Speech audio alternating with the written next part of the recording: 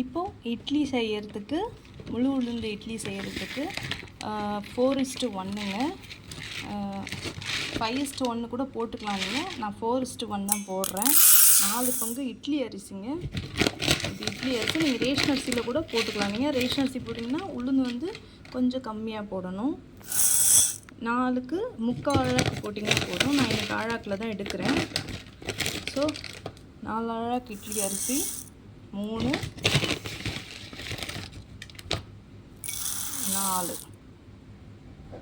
4 அழாக்கு இட்லி அரிசி போட்டுட்டேங்க.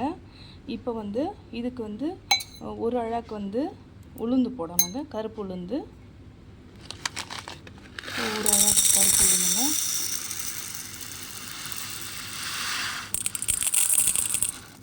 கரெக்டாக 1 அழாக்குங்க. ஸோ 4 பங்கு இட்லி அரிசியும் 1 பங்கு கருப்பு உளுந்துங்க.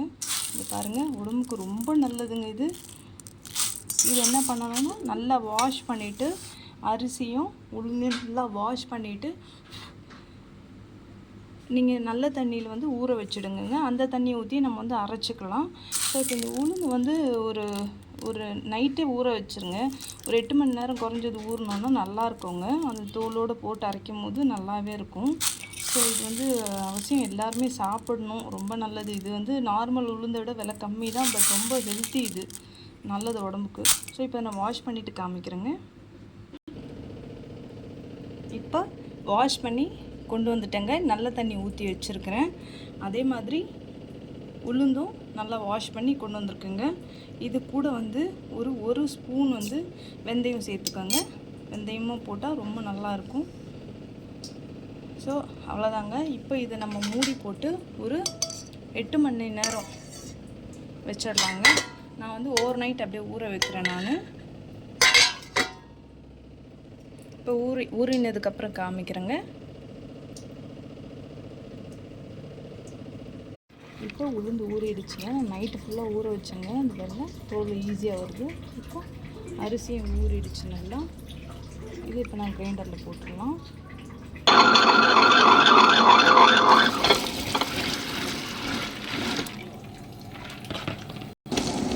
இப்போ இது நல்லா அரையிட்டோங்க. லைட்டாக தண்ணி மட்டும் தெளித்து அரைய வைக்கலாம். தண்ணியை ஊற்றக்கூடாதுங்க, தெளித்து ஆட்டி எடுக்கணும்.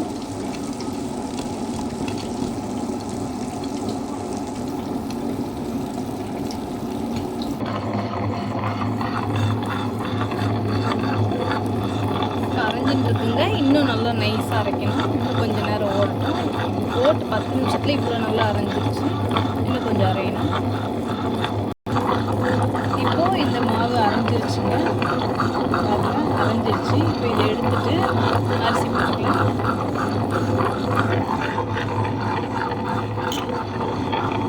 ரொம்ப தண்ணியெல்லாம் இருக்கிறாங்க. உளுந்து எடுத்தாச்சுங்க. இப்போ அரிசி போட்டுக்கலாம்.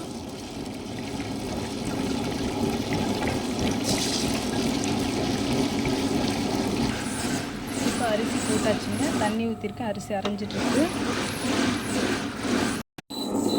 அரிசியும் நல்லா அரைஞ்சிருச்சுங்க. இட்லிக்கு தேவையான பக்குவம் நல்லா அரைஞ்சாச்சு. ஸோ இதையும் எடுத்துகிட்டு காமிக்கிறேன். ரெண்டுமே அரைச்சி எடுத்தாச்சுங்க. இப்போ இதுக்கு தேவையான உப்பு போட்டு நல்லா கையினாலே கலக்கி விட்டிங்கன்னா தான் நல்ல மாவு புளிச்சு வருங்க. கரண்டியில் பண்ணக்கூடாது. இது நல்லா கையில் மிக்ஸ் பண்ணணும். மிக்ஸ் பண்ணிவிட்டு காமிக்கிறேங்க. இப்போது இது நல்லா கரைச்சாச்சுங்க. இதில் மாவு வந்து ஃபுல்லாக இருக்குது. ஸோ அதனால் நான் இன்னொரு பாத்திரத்துக்கு ட்ரான்ஸ்ஃபர் பண்ணிக்கிறேங்க.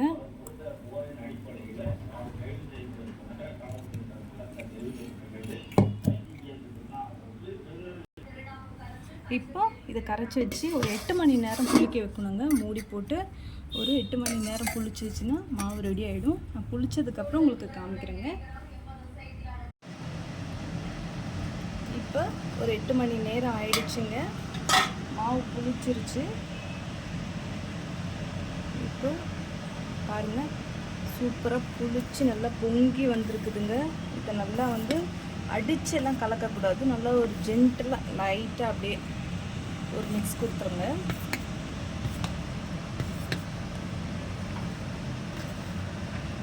அவ்வளோதாங்க. இப்போ இட்லி பிளேட்டில் ஊற்றிக்கலாம். இப்போ இட்லி பிளேட்டில் ஊற்றி வச்சுக்கலாங்க.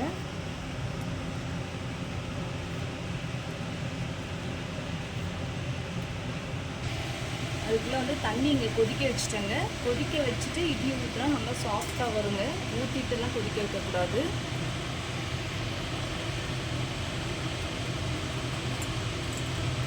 இப்போ இட்லி ஊற்றியாச்சுங்க. இது வந்து ஒரு 8 to 10 minutes வெந்தால் போதுங்க. இது நல்லா வேகட்டும். வெந்ததுக்கப்புறம் காமிக்கிறேன்.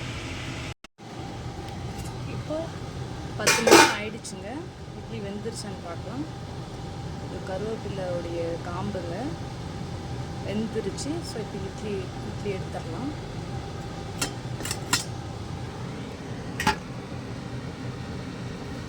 இப்போ இது ஆறட்டுங்க. இப்போ இட்லி எடுத்துடலாங்க. இட்லி பாருங்கள் சூப்பராக எடுத்து வருதுங்க. சாஃப்டாக ஒரு 1 minute ஆற வச்சிங்கன்னா போதும். இட்லி சாஃப்டாக எடுக்க வரும்.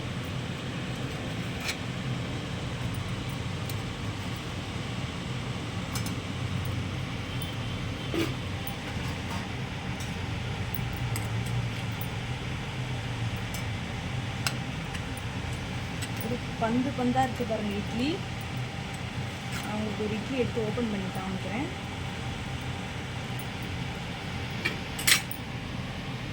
இதுக்கு சைட் டிஷ் பார்த்தீங்கன்னா கார சட்னிங்க. ஒரு இட்லி பாருங்கள் எவ்வளோ சாஃப்டாக இருக்குது பாருங்கள். இட்லி செம்ம சாஃப்ட்டுங்க. இது நான் பிட்டு காமிக்கிறேன். இது பாருங்கள் எவ்வளோ சாஃப்டாக இருக்குது. ரொம்ப ஹெல்த்திங்க. இது நீங்கள் கண்டிப்பாக ட்ரை பண்ணி பார்க்கலாம். நீங்கள் இந்த கலரை வச்சு நம்ம ஒன்றும் பண்ண போகிறதில்ல. கலர் இருக்கிறதுனால ஒன்றும் ப்ராப்ளம் இல்லை. பட் ஹெல்த்தியான தான் நமக்கு உடம்புக்கு போகுதுன்றது தான் இது ரொம்ப சந்தோஷமான விஷயங்க. இப்போ நான் அதே இப்போ அதிலே வந்து தோசை ஊற்றி காமிக்கிறேங்க. இப்போ அந்த மாவுலே கொஞ்சமாக தண்ணி ஆட் பண்ணியிருக்கேங்க தோசை ஊற்றுறதுக்கு. இப்போ கல் காஞ்சிருச்சு.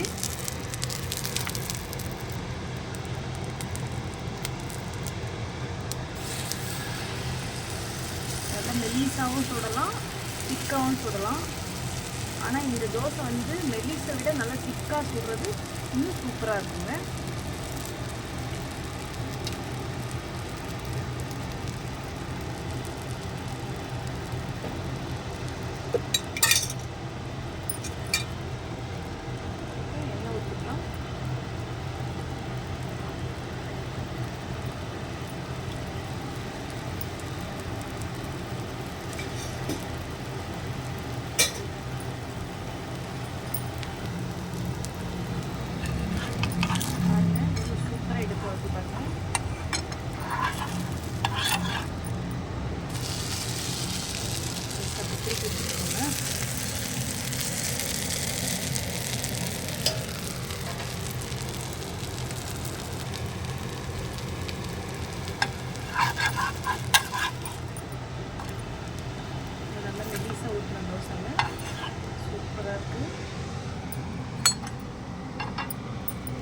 அவ்வளோதாங்க.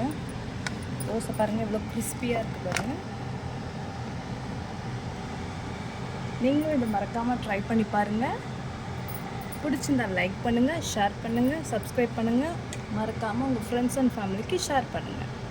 தேங்க்யூ.